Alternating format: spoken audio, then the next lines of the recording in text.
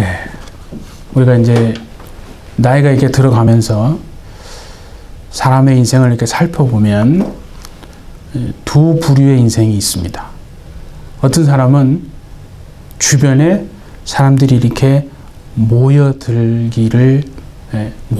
그런 인생이 있습니다. 나이가 들면서 주변에 사람들이 모이는 사람들은 어떤 사람들이겠습니까? 그 뭐냐면 입은 닫히고 지갑이 열리는 사람들일 겁니다. 그러니까 자신의 이야기를 막 계속 하지 않고 남의 얘기를 들어주고 이해해주고 그리고 또 물질로 사람들을 섬기는 그런 인생이니까 주변에 사람들이 이렇게 모여드는 것 아니겠습니까? 근데 반면에 반대로 한번 생각을 해보시면 나이가 들어가는데 주변에 있던 사람들이 하나 둘씩 점점점 사라지는 인생이 있다면 그건 아마 반대로 살아가기 때문에 그런 것 아니겠습니까? 그러니까 입은 활짝 열리고 오히려 지갑은 전혀 닫혀버려 가지고 남 얘기 듣지도 않고 자기 주장 계속 얘기하고 그러면서 자신만을 위해서 이기적으로 살아가는 그런 인생이 되다 보니까 주변에 있던 사람들도 하나 둘씩 사라져가는 것이 아닌가.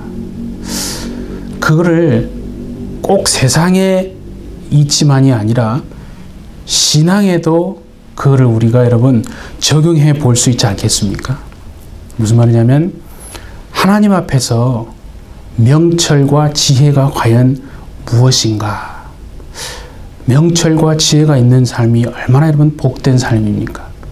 근데 그 지혜와 명철이 과연 무엇인가 생각해 보면 하나님 앞에서요.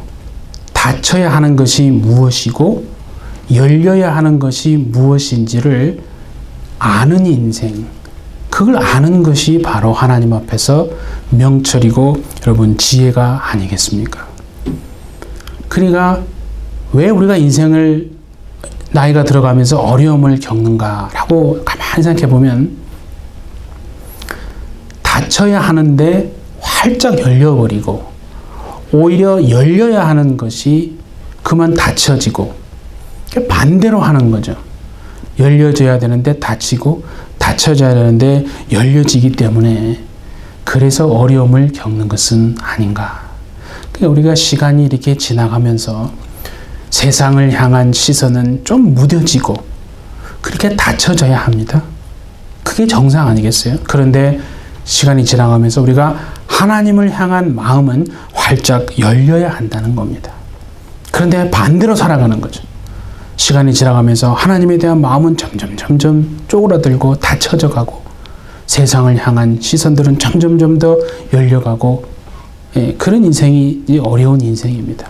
그러니까 하나님을 향한 마음이 열려야 말씀이 들어가고 생명이 들어가서 은혜가 들어가서 어려운 인생, 넘어지는 인생도 살아나는 인생이 되지는 것 아니겠습니까? 그러니까 하나님 앞에서 하나님을 향한 그 마음이 닫혀버리면 그러면 살 길이 없는 것입니다. 그러나 그 인생도 어떠한 인생일지라도 어려운 인생, 힘든 인생도 하나님 앞에서 그 마음이 열린다면 어떤 인생도 반드시 그 인생은 살아날 줄 믿습니다.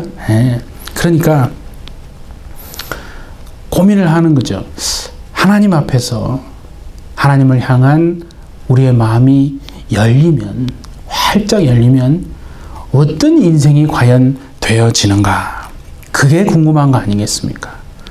하나님 앞에서 우리의 마음이 열리면요, 어떠한 상황에도 상관없이 감사할 수 있는 사람이 되어진다는 거죠.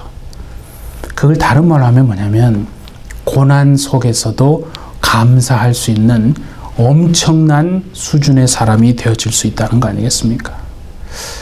가만히 생각해 보면 누가 여러분 건강의 소중함을 가장 절실하게 느끼는 사람인 줄 아십니까? 건강의 소중함을 절실히 느끼는 사람은 건강한 사람이 아닙니다. 바로 아픈 사람, 건강을 잃어버린 사람, 그 그 사람이 건강의 소중함을 갖는 것이 아니겠습니까? 그러니까 하나님 안에서 우리가 복이라고 하는 것이 뭐냐? 가만히 깊이 생각해 보면 우리가 겪는 고난이라고 하는 것이 참 고통스러운 것입니다. 그건 뭐 당연한데 하나님 앞에서 겪는 그 고난이 고통스럽지만 그러나 그것이 우리가 하나님 앞에서 대단히 소중한 시간이라는 것을 인정하고 깨닫는 것이 그게 진짜 하나님 앞에서 여러분 복이 되는 것을 아십니까? 왜 그러냐 하면 바로 그 고난이 오히려 우리의 삶에서 하나님의 뜻을 이루어내는 통로가 되기 때문이다 하는 겁니다. 고난은 그러니까 그냥 기도해서 없애버리고 피해버리고 고난이 하나도 없으면 복이 아니라 우리가 성경을 통해서 하나님 앞에 나아가면 나아갈수록요 그 반대라는 겁니다. 오히려 오늘 우리가 했던 그 본문의 제목처럼요 고난이 오히려 하나님의 뜻을 우리의 삶을 통해서 이루어내는구나. 그걸 아는 것이 진짜 그래서 복이다 하는 겁니다. 바울의 삶을 가만히 보십시오. 바울은요 얼마나 큰 고난을 받았는지 모릅니다. 본인이 뭔가를 잘못해서 그런 게 아니에요.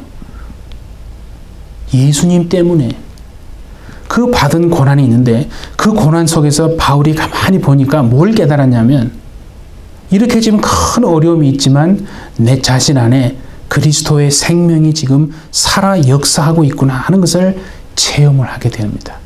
그런데 그게 왜 중요하냐면 그거를 통해서 자신에게 주신 하나님의 소명을 더욱 분명하게 깨닫게 된다는 겁니다. 그래서 고난을 통해서 그리스도의 생명이 자신 안에서 살아 역사하는 것을 경험하면서 하나님이 주신 그 하나님의 부르심을 더 확신하고 그 길로 그 방향으로 나아간다는 거거든요.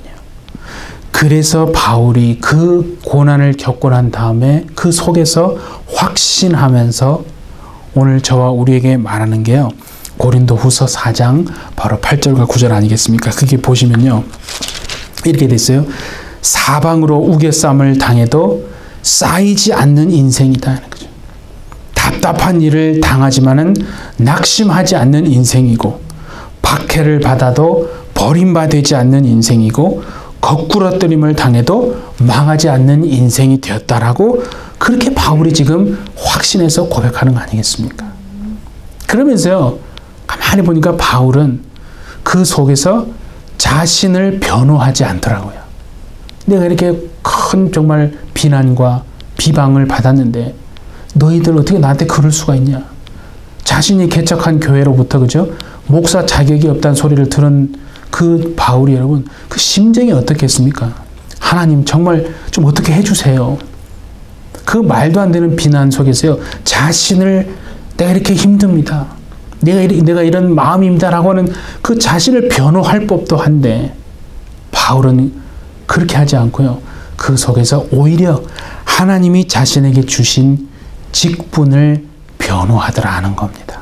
그게 뭐냐면 세상과 하나님을 화목하게 하는 그 직분을 받은 자신이 하나님의 일꾼이다. 세상과 하나님을 화목하게 하는 직분을 받은 하나님의 일꾼이다 라고 하는 그 자신의 직분을 오히려 막 변호하더라는 거죠. 그 고난 속에서. 네. 그러니까 오늘 그 4절에 보시면 그죠? 오직 모든 일에 하나님의 일꾼으로 자천하여 라고 말하지 않았습니까? 네. 우리 모두는 세상과 하나님을 화목하게 하는 그 직분을 받은 하나님의 일꾼으로 부르신 줄 믿습니다. 예. 그게 자기가 인정하건 안 하건 예, 그 차이지 그렇게 분명히 부르신 겁니다. 예. 그런데 우리가 그 얘기를 듣고요.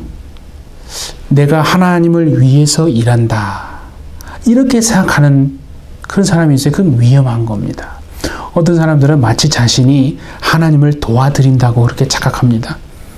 그런 사람들이 오히려 주의 일을 크게 방해하고 있는 거거든요. 예. 자, 자, 우리는 이렇게 한번 고백합시다. 서로에게. 우리는 주의 손에 이끌려 사는 인생입니다. 자, 한번 합시다. 시작. 우리는 주님의 손에 이끌려 사는 인생입니다.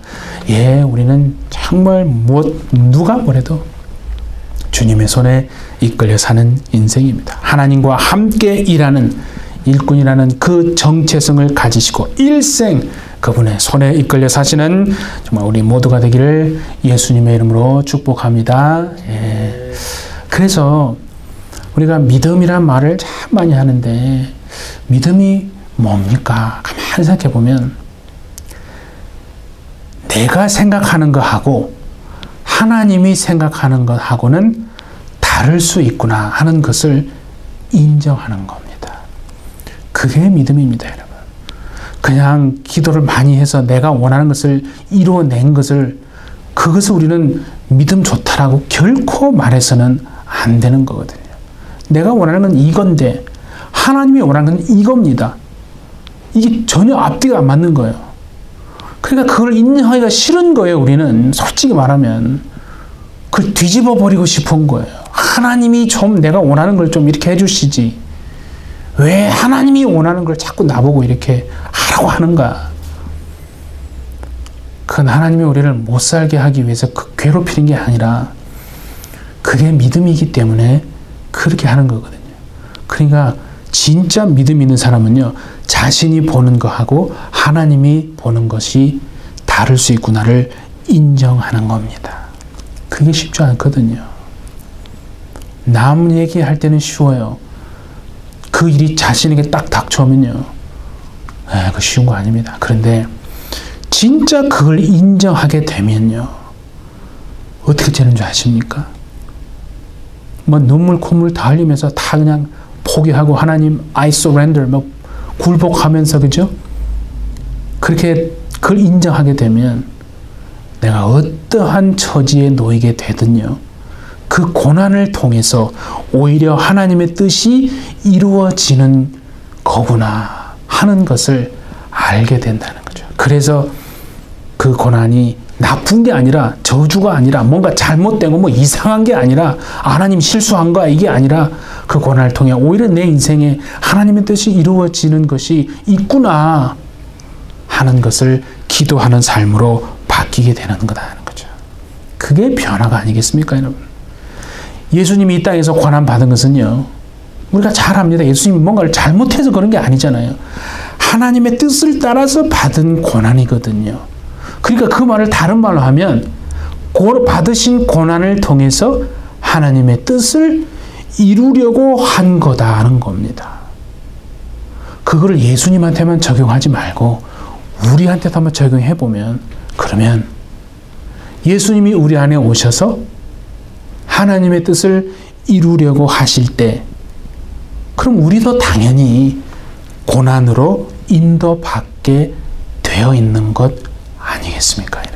그 형태는 다 다르고 모양은 다를지라도 다 예수 믿고 하나님의 자녀가 되면 그렇게 인도받게 되어지는데, 그럼 목사님 언제까지 고난 받아야 됩니까? 그렇게 묻고 싶잖아요. 언제까지 받게 될까? 저도 정답은 없지만 하나님이 그래도 나름대로 깨닫게 해주신 걸 가만히 생각해 보면, 주님, 내 속에 있는 어떤 야망, 욕심, 뭔가 내 주장이 있잖아요.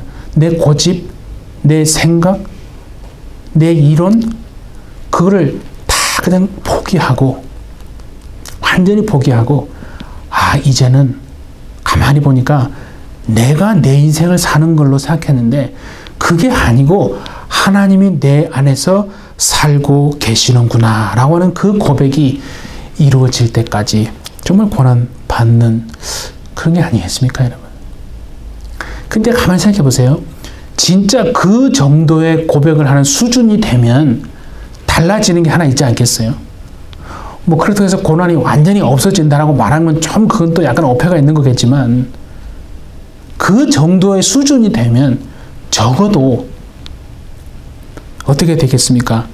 고난을 대하는 우리의 태도와 자세가 분명히 달라지게 된다는 거죠. 그게 무슨 말입니까? 그러니까 고난을 통해서 내가 모르는 하나님의 뜻이 이루어지는 그런 내 인생이 통로가 되어지는구나. 그래서 고난과 함께 내가 쓰임받는 것을 잘못됐다고 생각하지 않고 오히려 기뻐하고 즐거워하게 되는, 정말 과거에는 상상도 할 수 없는 그런 태도가 생겨나게 되어진다는 거죠. 그 성경에도 하나님 그런 말씀을 하셨거든요. 자, 우리 한번 보겠습니다. 빌립보서 1장 29절 한번 보세요. 그리스도를 위하여 너에게 은혜를 주신 것은 다만 그를 믿을 뿐 아니라 또한 그를 위하여 고난도 받게 하려 함이라. 그러겠죠? 네. 또 하나 더 보세요. 베드로전서 4장 13절입니다. 오히려 너희가 그리스도의 고난에 참여하는 것으로 즐거워하라.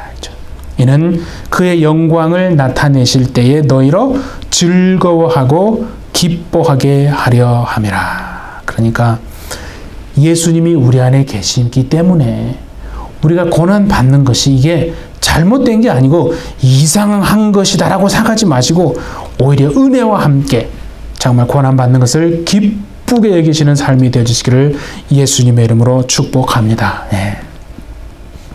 그래서 오늘 본문에 보면 정말 귀한 하나님이 우리에게 일러주시는 말씀이 있어요. 오늘 본문을 우리가 읽었는데 바울이요, 자신이 받았던 고난을 일일이 그것을 열거하고 있습니다. 처음에 보면 그게 4절과 5절인데 9개의 부정적인 항목을 다 일일이 열거를 하고 난 다음에 그 다음에는 어떻게 했냐면 그 고난들을 자신이 어떻게 상대했는지 그 9개 또 긍정적인 항목을 또 일일이 열거하고 있어요. 그리고는 맨 마지막에 그 부정적인 항목들이 긍정적인 항목들로 바뀌게 되는 승리를 고백하고 있습니다. 자, 그 4절을 이제 한번 보십니다. 보시면 환난, 궁핍, 고난, 매맞음, 감옥에 갇힘, 난동, 이렇게 지금 6가지인데요. 환난, 궁핍, 고난, 매맞음, 감옥에 갇힘, 난동. 가만히 생각해 보세요. 이 6가지는 외부에서 다른 사람들에 의해서 의도적으로 가해진 거라고 볼 수 있잖아요. 예. 그렇죠? 그러면 이어서 나오는 또 3가지를 한번 보세요. 수고함, 잠을 자지 못함, 배고픔. 수고하고 잠을 자지 못하고 배고픔. 이거는 바울이 스스로 자초한 거라고도 볼 수 있어요. 그러니까 여러분 혼신의 힘을 다했으니까 정말 기진맥진했을 거 아닙니까? 그건 충분히 이해할 수 있는 겁니다. 잠을 왜 못 잤겠어요? 뭐 맨날 드라마 보느라고 뭐 그랬겠어요? 어떻게든 깨어서 기도하느라고 잠을 못 잔 거예요. 배고픈 건 음식이 없어서 먹을 게 없어서 물어 그럴 수도 있겠지만요. 잦은 금식하느라고. 그래서 여러분 그렇게 한 겁니다. 그러면 우리는 하나님 앞에 기도하고 중요한 게 뭐냐면 과연 그러한 고난을 우리가 겪게 될 때 하나님 우리는 어떠한 태도와 자세로 그 고난을 우리가 대해야 합니까? 그게 우리한테는 중요한 거거든요. 그렇지 않습니까? 그 하나님께 우리가 물어보는 거예요. 하나님 우리가 그런 고난을 어떻게 대하고 상대해야 합니까? 하나님이 우리에게 말씀하시는 게 6절과 7절에 말씀하십니다. 자, 같이 한번 봅니다. 깨끗함과 지식과 오래 참음과 자비함과 성령의 감화와 거짓이 없는 사랑과 진리의 말씀과 하나님의 능력으로 의의 무기를 좌우에 가지라. 그렇게 고난을 상대해라고 하나님이 지금 우리에게 일러주시는 거예요. 근데 이거는요, 이 9가지거든요. 깨끗함, 지식, 오래 참음, 자비함, 성령의 감화, 거짓이 없는 사랑, 진리의 말씀, 하나님의 능력, 의의 무기. 이 9가지를 태도를 가지고 고난을 대하라고 하나님은 이렇게 구체적으로 말씀하시는 건데, 그렇죠? 우리에게요, 이렇게 우리 하나님이 질문하는 건데, 사실은 너희가 스스로 질문하고 네 스스로 답해보라고 하나님이 우리에게 질문하는 것으로도 볼 수 있거든요. 자신에게 한번 우리가 스스로에게 질문해 보기를 바랍니다. 하나씩 한번 봅시다. 처음에 깨끗함은 뭘 말하냐면 순결을 말하는 거예요. 순결인데 이거는 하나님이 이렇게 질문하는 거예요.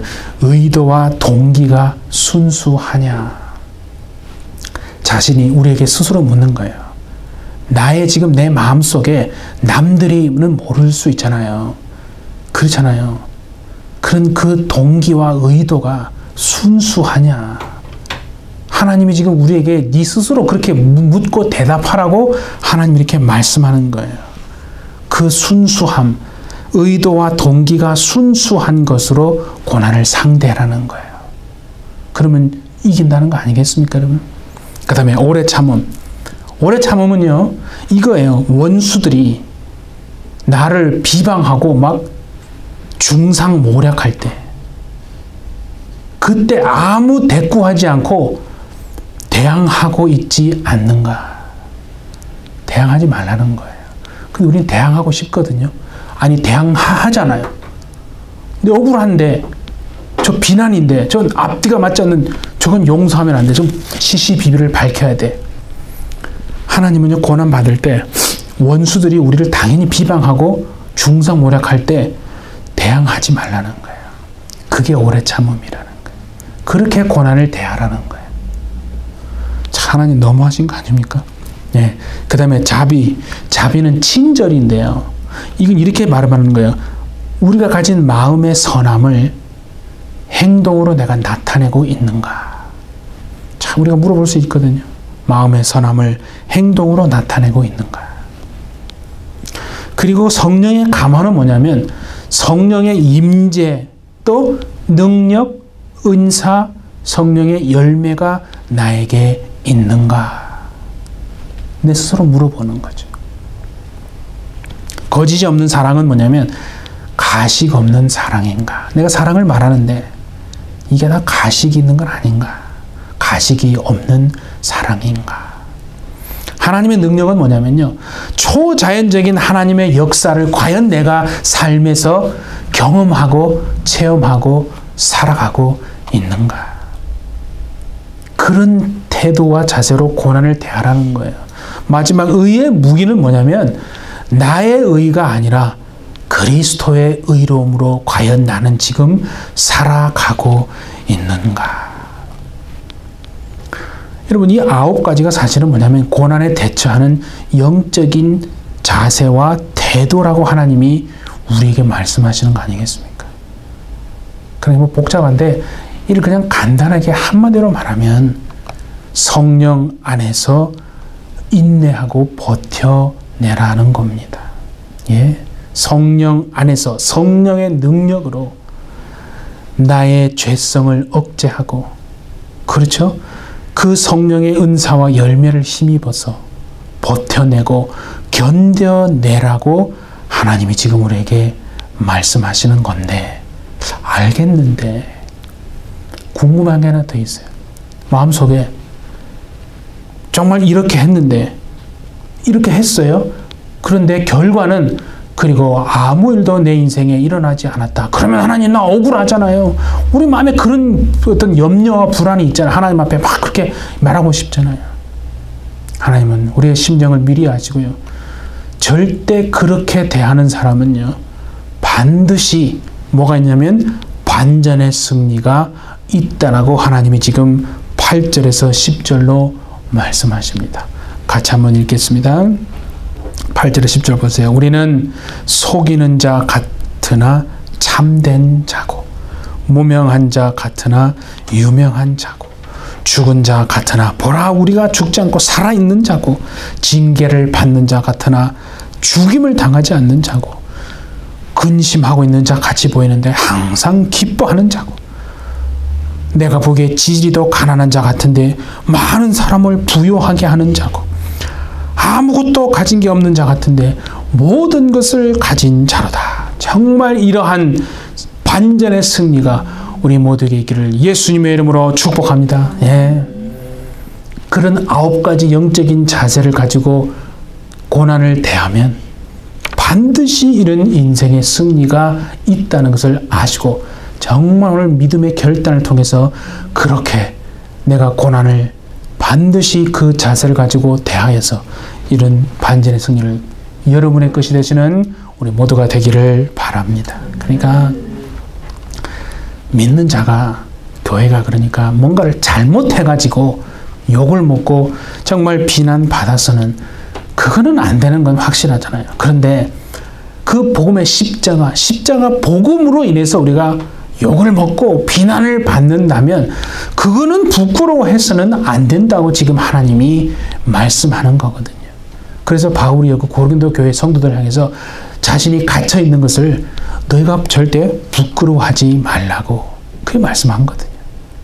여러분, 누가 이 세상에서 가장 부유한 인생인 줄 아십니까? 영원한 안전, permanent security예요. 영원한 안전함을 소유한 그 사람이 가장 부유한 사람이다. The most abundant person in the world is the one who possesses the permanent security coming from God. 하나님에게서 오는 그 영원한 안전함을 정말 소유하심으로 많은 사람을 부유케 하시는 여러분 되어주시기를 바랍니다. 네.